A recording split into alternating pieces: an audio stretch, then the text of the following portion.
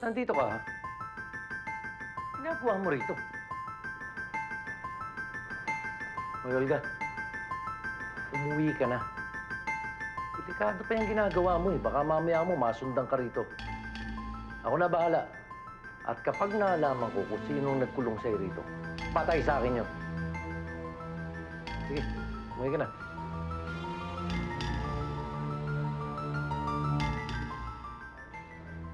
O ano, masaya ka ba sa mga ginagawa mo? So anong gagawin mo ngayon? Pagpapatuloy mo pa rin yung mga plano mo? Hindi na, Gilbert. Akala ko nga tuloy-tuloy na. Pero hindi pala. Ano ibig mo sabihin?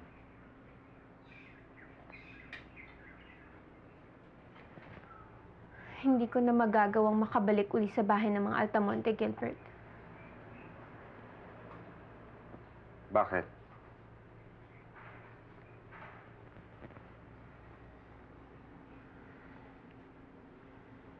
Dahil nagbalik na doon si Olga.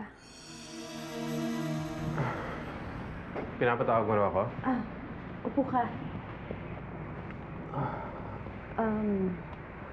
May gusto lang sana kasi akong ipabigay kay Jimboy. Dumaan kasi ako sa mall sa may toy section. Siya yung unang pumasok sa utak ko. Kaya, binili ko siya niyan. Ewan ka ba, Vladimir? Pero hindi kaya talaga matitiis yung batang yun, eh.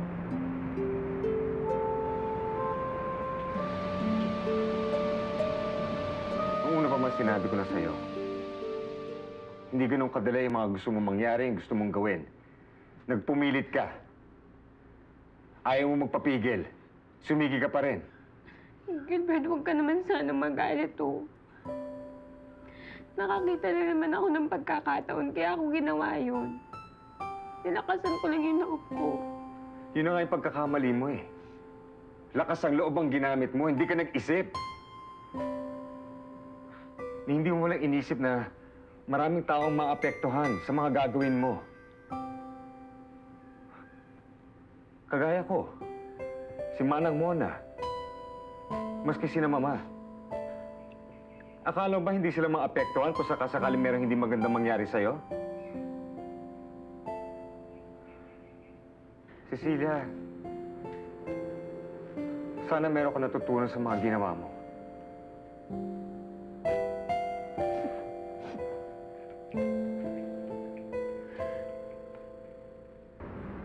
Vladimir, huwag mo naman sanang masamain tong gesture kong to.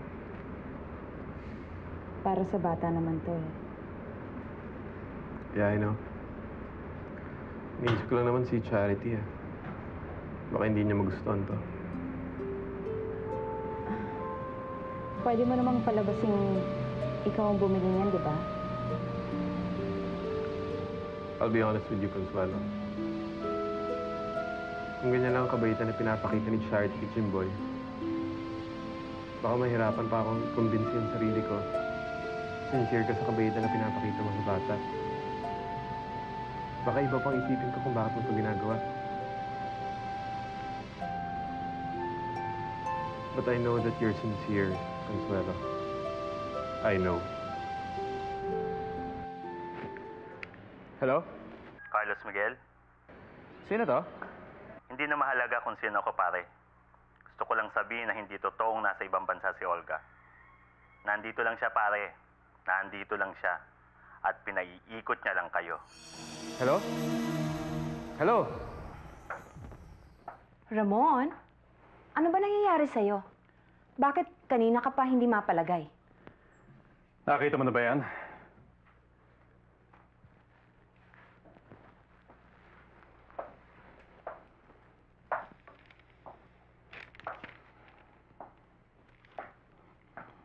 Anong ibig sabihin nito? La Bella Bambina is one of the biggest manufacturers ng beauty products based in Italy. At niyang Montenegro na yan, ay napasukan na rin yan, kumpanya na yan, one of our biggest competitors.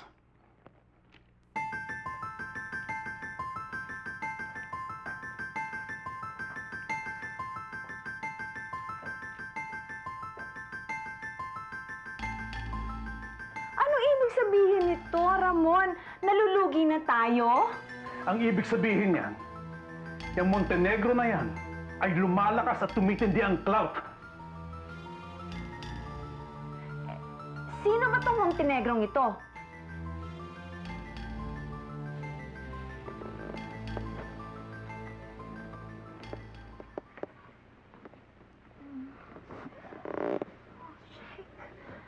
Jake.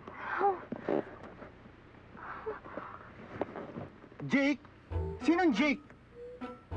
Ha? Yvonne, tinawag mo akong Jake. Sino yun? Sinabi akong Jake? Yvonne, ano ba to? Gaguhan ba to? Ha? I'm sorry, Apollo. I'm sorry. Bad trip ka naman eh. Tayo na nga ang dalawa dito. Jake ka pa ng Jake. Mag-ayos ka na nga. Hatid kita sa Jake mo. I'm sorry.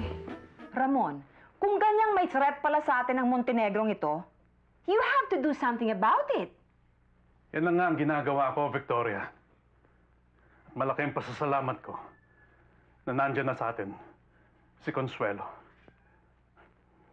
Matutulungan niya tayo with some new strategies. I doubt it, Ramon.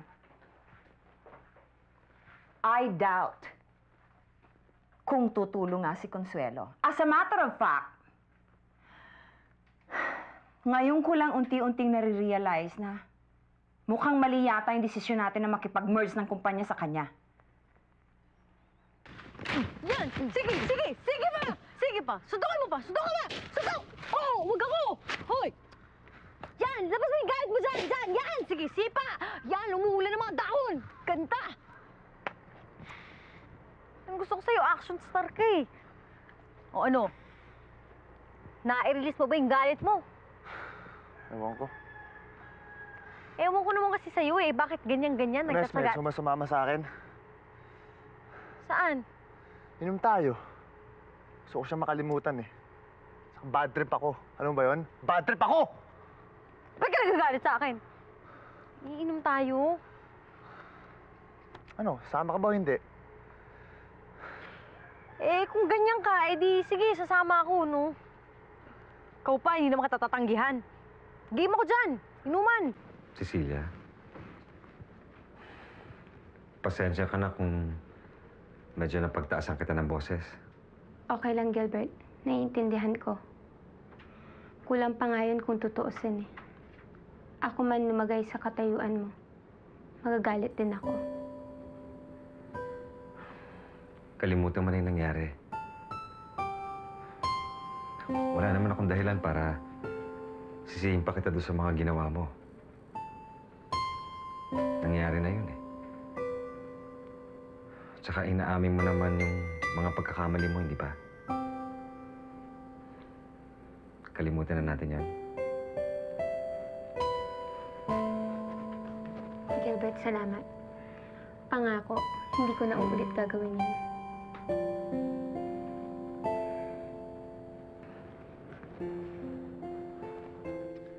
Esme, tandaan mo to. Magmula ngayon, yung Yvonne na yan, kakalimutan ko na yan. Wala na akong pakialam sa babaeng yun. Talaga?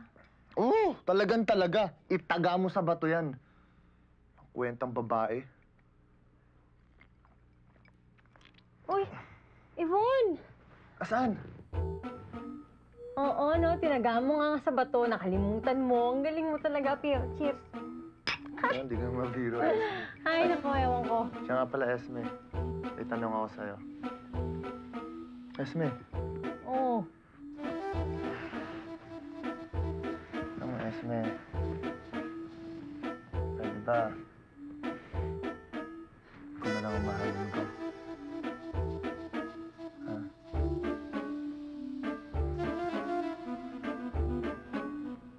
Wow, love, ang ganda. Promise, aalagaan ko na to. Tsaka pag nawala na to, wag mo na akong bilan. Sinabi mo yan, ha?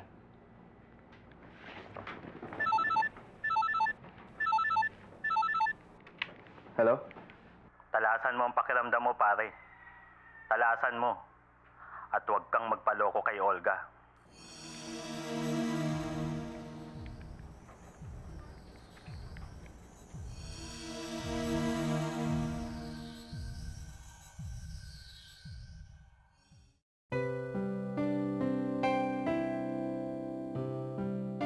Hello? Hello?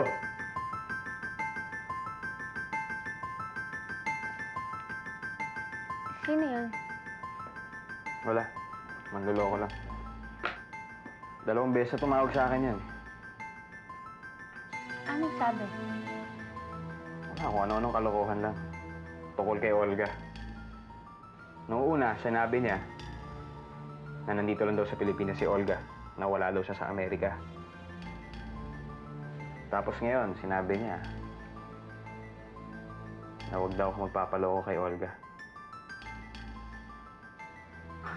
Ano, pakialam mo sa babaeng yan.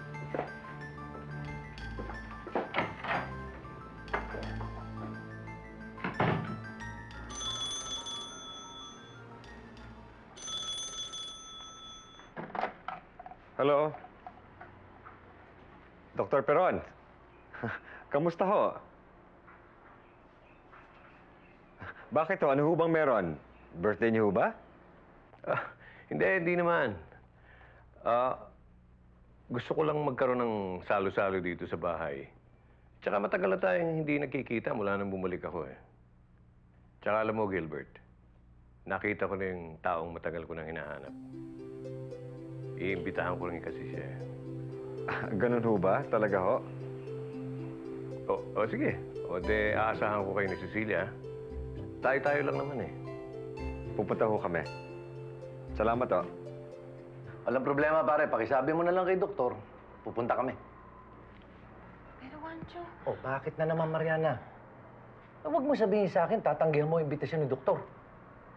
Hindi ka naman importanteng tao, magpapa-importante ka pa. Ano ba naman? Pare, pakisabi na lang, dadating kami, ha? Sige. Siya nga pala. Kailangan ba naming magdala ng pagkain?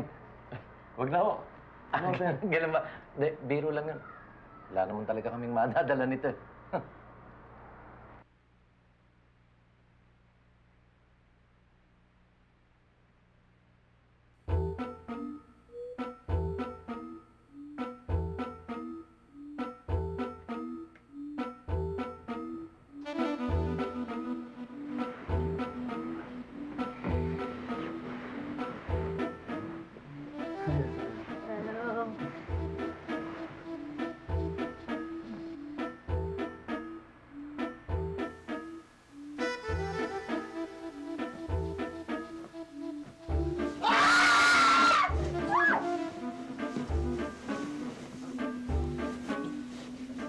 His master was wicked and decided to kill him. He tied a stone around his neck and threw him into the sea. Ayan, hinulog siya. Bad to Jimboy, doon ka muna sa kwarto at mag-usap kami ng yaya mo. Bilis na.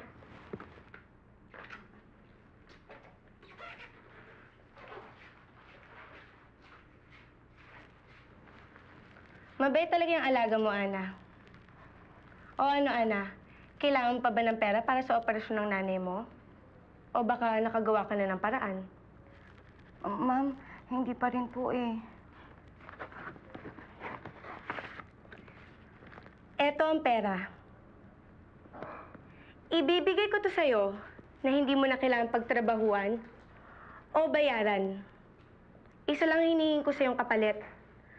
At siguro naman, hindi mo to pagkakait sa akin. Isang impormasyon lang naman.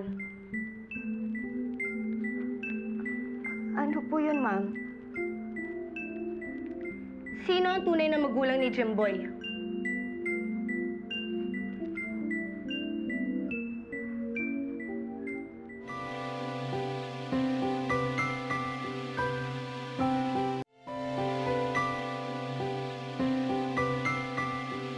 Manang-mona, huwag na masyadong maraming lutuin ninyo dahil di naman kami dito kakain. Gilbert, wala ba talagang okasyon yung pupuntahan natin party? Wala naman daw. Baka naman, Gilbert, birthday niya at ayaw lang sabihin sa'yo. Manang, ewan ko, wala naman siya sinabi. Basta sinabi lang niya sa akin, kami-kami lang daw ang bisita niya. Kasama yung taong matagal niyang hinahanap. Siguro baka yun.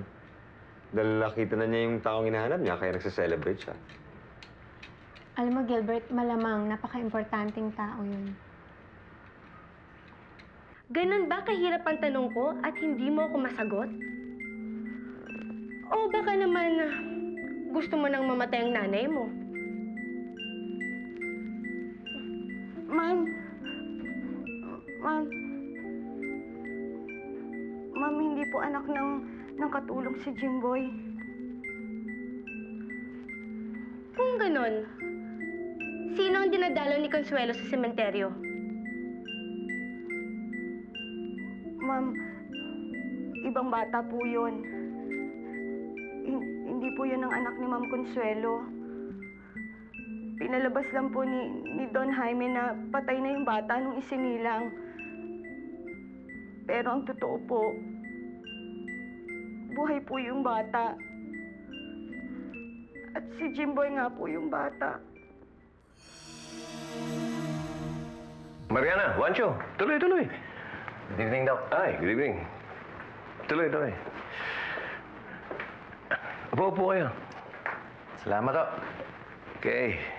Salamat naman at pinagbigyan niyo yung imbitasyon ko. Salamat din sa imbitasyon, Dok. Ito nga si Mariana eh. Hindi ko maintindihan to. Parang ayaw pa kanina. Papa-importante pa. Oh, excuse me. Hello. Oh, Gilbert. Ganun ba? O, sige, ingat lang sa pagmamaneho, ha? Okay, sige. Okay, bye-bye. Actually, konti lang naman tayo, eh. Kayo lang, tsaka yung tumawag. Padating na nga sila, eh.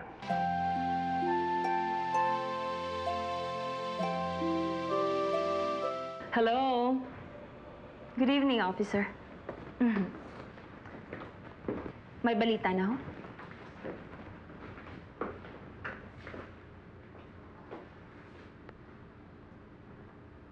Oh my God. Oh my God. Victoria? Mama, what's wrong? Natagpuan na raw ang bangkay ni Jose Enrique.